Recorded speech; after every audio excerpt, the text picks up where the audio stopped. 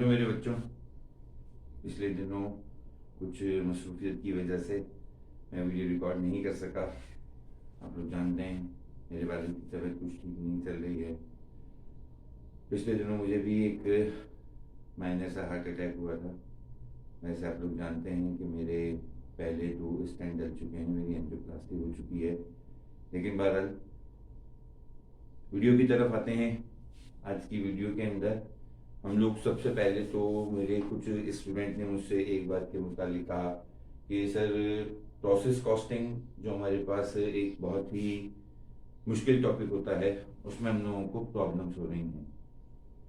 तो इसके लिए आज की वीडियो जो है वो हम लोगों ने cost of goods manufactured statement ये हम लोगों ने बनाना सीखी।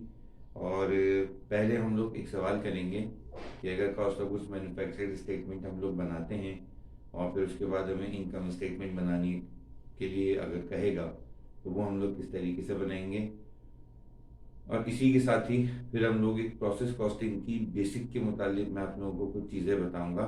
बीकॉम पार्ट 2 के लिए, आईसीएमए वालों के लिए, सीए वालों के लिए, एमबीए वालों के लिए कई जगह पर हमारे पास प्रोसेस कॉस्टिंग का सवाल जो है वो हमें प्रॉब्लम करता है।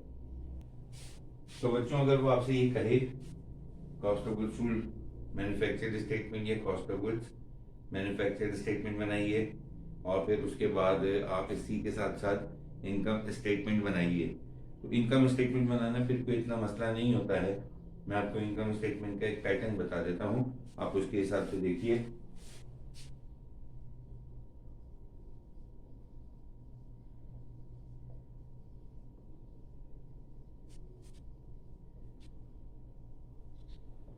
ये बात याद रखिएगा, किसी भी तरह की इनकम स्टेटमेंट हो तो वो हमेशा हमारे पास रेवेन्यू से स्टार्ट होती है। तो हमारे पास अगर हम लोग मैन्युफैक्चरिंग बिजनेस से रिलेटेड बात करते हैं तो इसके अंदर हमारे पास रेवेन्यू आता है sales.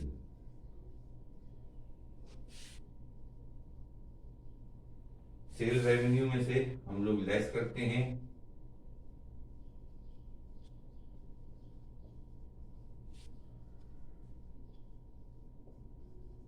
Cost of good sold.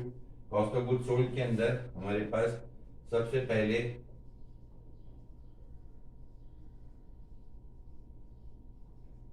हम लोग लेते हैं फिनिश गुड्स, बिगिनिंग या ओपनिंग। इसमें हम लोग ऐड करते हैं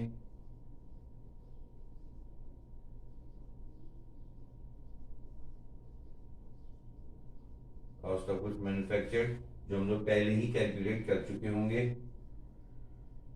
जब इन दोनों को ऐड किया जाता है तो फिगर हमारे पास आती है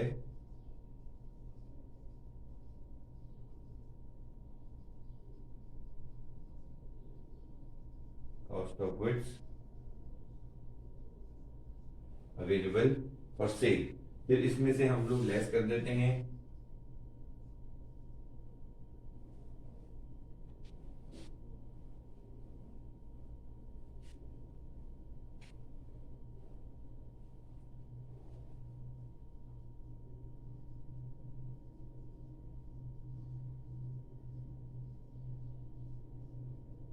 finish goods ending.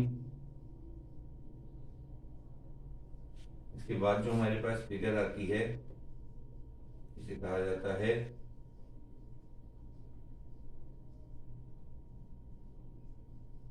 Cost of goods sold. Cost of goods sold को सेल्स के नीचे रख के जब इसमें से माइनस कर देते हैं तो ये बात आपको मालूम होनी चाहिए। सेल में से कॉस्ट ऑफ गुड्स सोल्ड को लेस करते हैं, जो फिगर हमारे पास आती है इसे हम लोग कहते हैं ग्रॉस प्रॉफिट। अब ग्रॉस प्रॉफिट के अंदर से हम लोग लेस कर देते हैं ऑपरेटिंग एक्सपेंस, यानी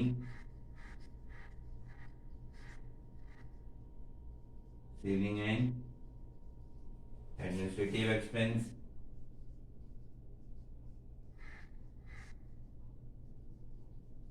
मार्केटिंग एक्सपेंस,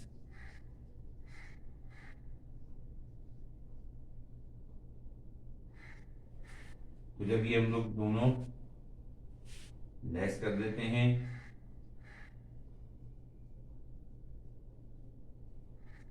तो जो हमारे पास फिगर आती है इसे हम लोग कहते हैं नेट इनकम।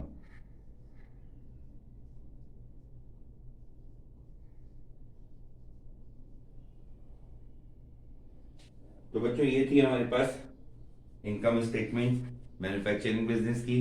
थोड़ी सी तब्दीली इसके अंदर होती है, कॉस्ट ऑफ गुड्स सोल्ड के अंदर हमारे पास ये कंप्यूटेशन होती है। फिर जब सेल में से हम लोग कॉस्ट ऑफ गुड्स सोल्ड को लेस कर देते हैं तो हमारे पास ग्रॉस प्रॉफिट आ जाता है। अब हम आते हैं उस टॉपिक की तरफ जिसकी वजह से बच्चे बड़े परेशान होते हैं, सर प्रोसेस कॉस्टिंग मुश्किल है, सर प्रोसेस कॉस्टिंग। बेटा कुछ भी नहीं है, मैं बार बार आप लोगों से कह रहा हूँ, हौसला रखिए। आप लोगों को कोई भी प्रॉब्लम है, अल्हम्दुलिल्लाह मैं यहाँ मौजूद हूँ।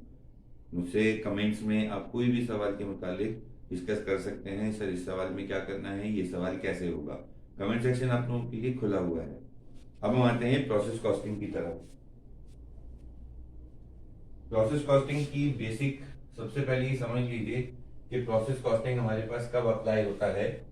जब भी हमारे पास हम लोग कोई चीज ऐसी मैन्युफैक्चर करते हैं जो कि मुख्तलिफ प्रोसेस से गुजर कर हमारे पास कंप्लीट हालत में आती हो, तो उसके लिए हम लोग प्रोसेस कॉस्टिंग यूज करते हैं। मैंने वेरी फर्स्ट क्लास में आप लोगों से ये कहा था कि कॉस्ट अकाउंटिंग हमारे पास जो रिलेट करती है वो हमारे पास रिलेट करती है मैन्युफैक्चरिंग बिजनेस से। तो मैन्युफैक्चरिंग बिजनेस के अंदर हमारे पास कोई भी चीज अगर मुख्तलिफ प्रोसेसेस से गुजर कर हमारे पास तैयार होती हो तो इसके लिए बनाई जाती है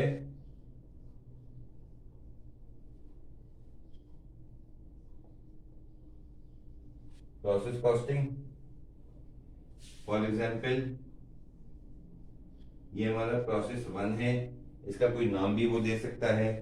फॉर एग्जाम्पल अगर हम लोग गारमेंट फैक्ट्री के मुतालिक बात करते हैं तो ये हमारा डिपार्टमेंट 1 है, ये जिसको हम लोग कटिंग डिपार्टमेंट भी कह सकते हैं। इसमें हमारे पास कुछ मटेरियल लगेगा, कुछ लेबर लगेगा, कुछ फैक्ट्री ओवरहेड लगेगा। जब यहां से अकॉर्डिंग टू देम, इनके लिहाज से जब माल कंप्लीट हो जाएगा तो फिर उसके बाद ये भिजवाएंगे प्रोसेस 2 या डिपार्टमेंट 2 के अंदर। कुछ मटेरियल लेबर फैक्ट्री ओवरहेड ये अपने पास लगाएंगे। फिर हमारे पास डिपार्टमेंट 3 आ गया, मटेरियल लेबर फैक्ट्री ओवरहेड यहां पर लगेगा।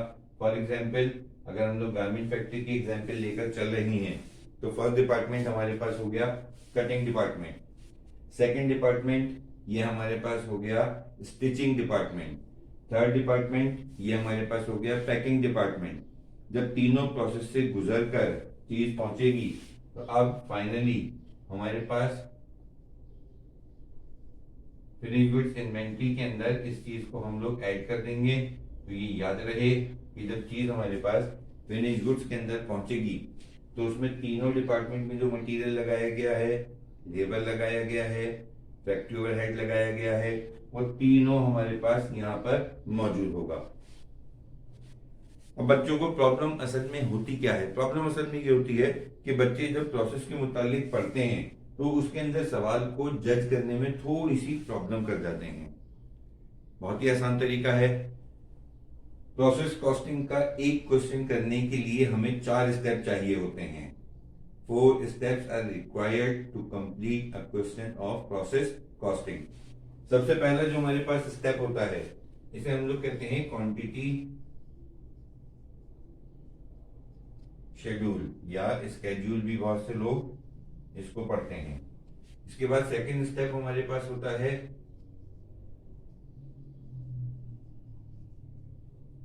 Equivalent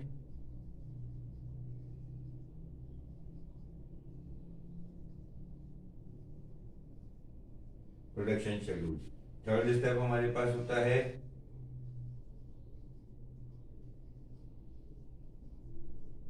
cost charge.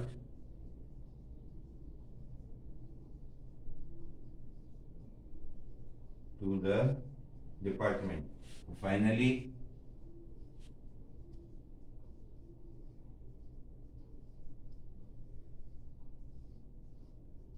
Cost accounted for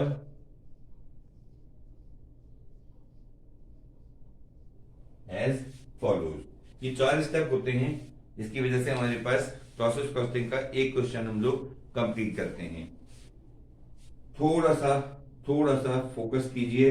ये हमारे पास जो 2 स्टेप होते हैं स्टार्टिंग फर्स्ट एंड सेकंड, यानी quantity schedule, equivalent production schedule, इसमें आपको सिर्फ और सिर्फ अपनी नजर, अपनी तवज्जो जो रखनी है वो आपको रखनी है यूनिट्स के ऊपर। क्लियर? ये जो 2 डिपार्टमेंट ये हमारे पास स्टेप्स होते हैं, इनके में आपको अपनी कंसंट्रेशन रखनी है यूनिट्स एंड कॉस्ट बोथ के ऊपर। तो ये याद रहे कि हमारे पास जब हम लोग इन 2 चीजों के मुतालिक बात करते हैं, यूनिट्स एंड कॉस्ट दोनों हमारे पास एक्सेप्टेबल होती हैं, दोनों हम लोग यूज करते हैं। जबकि फर्स्ट एंड सेकंड स्टेप जो हमारे पास हैं, यानी quantity schedule and equivalent production schedule, इसमें हमारे पास हम लोग सिर्फ और सिर्फ यूनिट्स पर फोकस करते हैं। तो ये हमारे पास 4 स्टेप हैं। हम लोग 4 या 6 वीडियोस के अंदर इसको प्रोसेस कॉस्टिंग को कंप्लीट करेंगे। अब उसके बाद रैपिडली मेरे पास डेली एक वीडियो आया करेगी इंशाल्लाह आप लोगों के लिए, तो इसमें हमारे पास हम लोग इसको कंप्लीट कर लेंगे, क्योंकि पेपर्स की डेट नजदीक आ रही है और बच्चों ने कहा था कि सर हमें प्रोसेस में बड़ी प्रॉब्लम है, तो आप जरा इंशाल्लाह थोड़ा सा एक्टिव होना चाहिए। ये हमारे पास जब हम लोग क्वांटिटी स्केड्यूल के मुताबिक बात करते हैं, देखें ये जो हमारे पास क्वांटिटी स्केड्यूल के मुताबिक बात होती है, इसमें हम लोगों को इस चीज के मुताबिक बस फोकस करना है कि हम लोगों ने कितने यूनिट्स के मुताबिक काम शुरू किया और कितने यूनिट्स में हमारे पास हम लोगों ने उनके साथ क्या किया। हम लोग अपने आप को फैक्ट्री मैनेजर सपोज करते हैं। मेरे टीचर कहा करते थे कि जब तक आप अपने आप को उस पर्सन की जगह पर फील नहीं करेंगे, आप अकाउंटिंग में हमेशा प्रॉब्लम करते रहेंगे। और मेरा ख्याल में बिल्कुल ठीक कहते थे, क्योंकि मेरे उस्ताद थे, गलत तो कह नहीं सकते। अच्छा, दूसरी चीज ये कि जब हम लोग क्वांटिटी स्केड्यूल के मुतालिक बात करते हैं, तो क्वांटिटी स्केड्यूल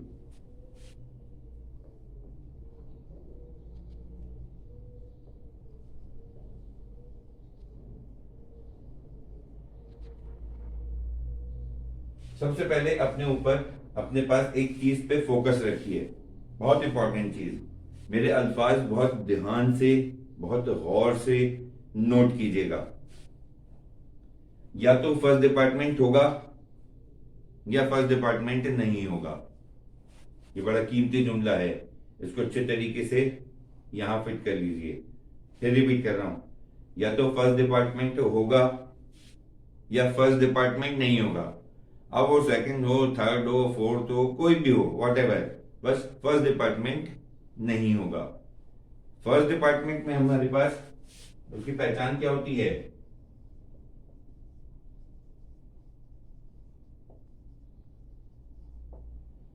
फर्स्ट डिपार्टमेंट सबसे पहले हमारे पास इसके अंदर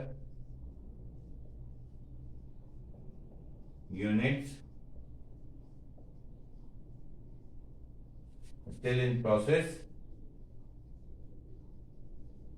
at start।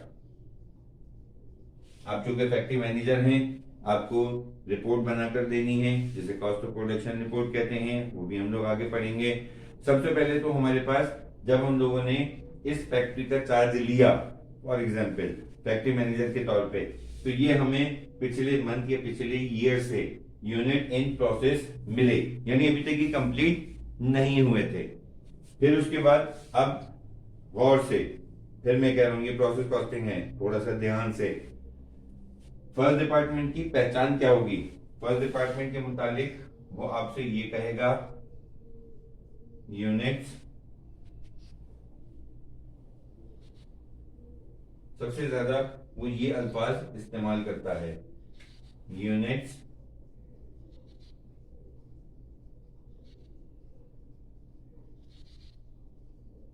Placed in production या यूनिट्स पुट इनटू प्रोसेस, या एक या दो सवालों में उसने ये भी लिख कर दिया हुआ है यूनिट्स स्टार्टेड इन प्रोसेस या प्रोडक्शन। हमारे पास पहले इतने यूनिट मौजूद थे, हमने मजीद इतने यूनिट प्रोसेस में ऐड किए, तो हमारे पास जो है वो इन दोनों को ऐड करने से इतने यूनिट्स थे कि जिन पर हम लोग इस मंथ काम कर रहे थे। अब इन यूनिट्स के साथ हम लोगों ने किया क्या? इन यूनिट्स के साथ हम लोगों ने ये किया कि हम लोगों ने इसमें से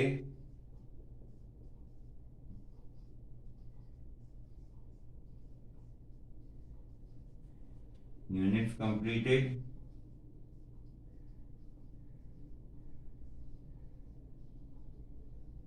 एंड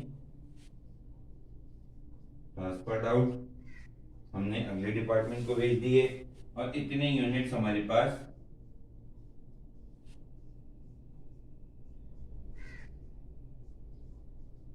एंडिंग में still in process eight and हमारे पास मौजूद हैं। इन दोनों को प्लस किया। अच्छा, ये बात याद रहे कि हम लोग थोड़ा सा इसको समझ लीजिए। मेरे एक स्टूडेंट ने ये कहा था कि सर आप चीजों को रटवाते भी हैं, बेटा बाज दफा रटना पड़ता है, मजबूरी होती है। ये हमारे पास ए है, ये हमारे पास बी है, it will be A plus B, right. ये हमारे पास सी है, ये हमारे पास डी है, it is C plus D. और ये हमेशा हमेशा याद रखना चाहिए कि ए प्लस बी यानी ये दोनों फिगर हमेशा सेम होनी चाहिए। ऐसा क्यों है?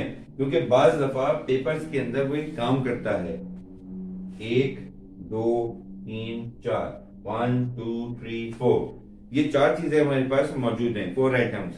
इनमें से कोई भी वो 3 चीजें देता है, चौथी चीज स्किप कर जाता है। तो इस चीज को देखते हुए हम लोग बड़े आसानी से इसको हम लोग कैलकुलेट कर सकते हैं। ये चीज आपको याद रखनी है, बहुत इंपॉर्टेंट चीज है, बहुत ध्यान से।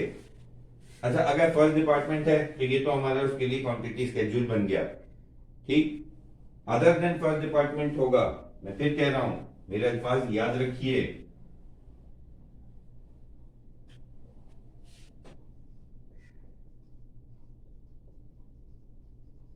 अदर देन फर्स्ट डिपार्टमेंट, तो इसमें हमारे पास unit still in process as it is वैसे ही होगा। इसकी पहचान क्या होगी? फर्स्ट डिपार्टमेंट की पहचान तो ये होती है unit placed in production, put into process, या यूनिट स्टार्टेड इन प्रोसेस। लेकिन अगर फर्स्ट डिपार्टमेंट नहीं होगा तो उसकी पहचान क्या होगी कि हमारे पास unit placed in production, unit put into process, इनमें से कोई भी चीज हमारे पास नहीं देगा, बल्कि वो आपको इस तरह से अल्फाज लिख कर देगा। इसमें क्या होगा? यूनिट्स, या तो वो लिख कर देगा transferred in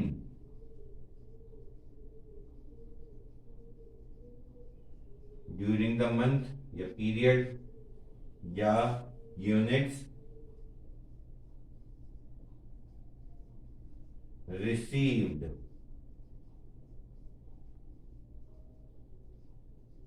from previous record. सही। तो ये याद रखना है कि हमारे पास अगर वो कहे कि unit putting to process, unit placed in production, it will be directed to first department. But वो ये कहे unit transferred in during the period, या units received from previous department, तो ये हमारे पास इस चीज की इंडिकेशन है, निशानदेही करता है कि हमारे पास हम लोग अब इन यूनिट्स के ऊपर किस तरीके से काम कर रही हैं। तो इसके लिहाज से हम लोग जब सवाल करते हैं, अच्छा एक बड़ी हैरत अंगेज बात है, इसके अंदर सिर्फ 4 चीजें होती हैं। बच्चों को इसमें भी प्रॉब्लम होती है, और भाई इसमें प्रॉब्लम वाली क्या चीज है? मिसाल के तौर पे एक सवाल के अंदर उसने दिया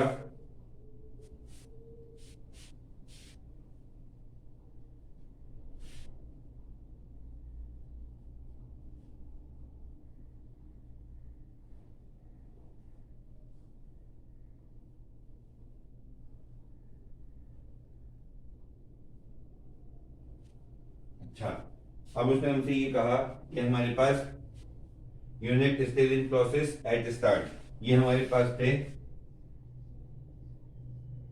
20,000 यूनिट्स, हमने यहां पर लिख दिया।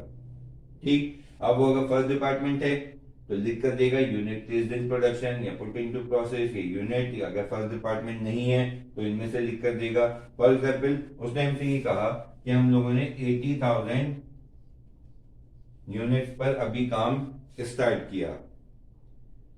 ड्यूरिंग द मंथ हम कितने यूनिट्स पर काम कर रहे थे? 20,000 प्लस 80,000, ये हमारे पास हो गया 100,000। 100,000 या 1 लाख यूनिट के ऊपर हम लोग काम कर रहे थे।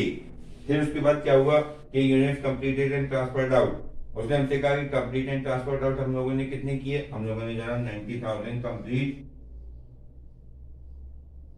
एंड ट्रांसफर्ड आउट किए। कितनी यूनिट्स हमारे पास still in process at time रह गए? मेरे ख्याल में अगर नर्सरी के या केजी के बच्चे से भी कहा जाए कि इन दोनों को प्लस किया ये आ गया, इसको लेस करेंगे तो कितना आएगा, फौरन जवाब देगा सर 10,000।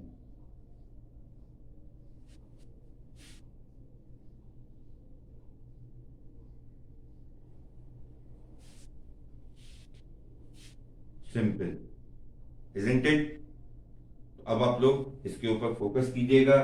अगली वीडियो के अंदर मैं आपको इसके second and the most important step, मेरा तरीका पहले यही होता है कि मैं पहले इसके अंदर आप लोगों को एक फॉर्मेट बताता हूं, फिर मैं एक सवाल सॉल्व करता हूं। तो अगली क्लास में हम लोग एक पहले इक्विवेलेंट प्रोडक्शन शेड्यूल का फॉर्मेट बनाएंगे, फिर उसका फॉर्मेट बनाने के बाद एक सवाल को हम लोग सॉल्व करेंगे, फिर उसके बाद हम लोग थर्ड और फोर्थ स्टेप के ऊपर जाएंगे। टिल देन, अल्लाह हाफिज, बाय।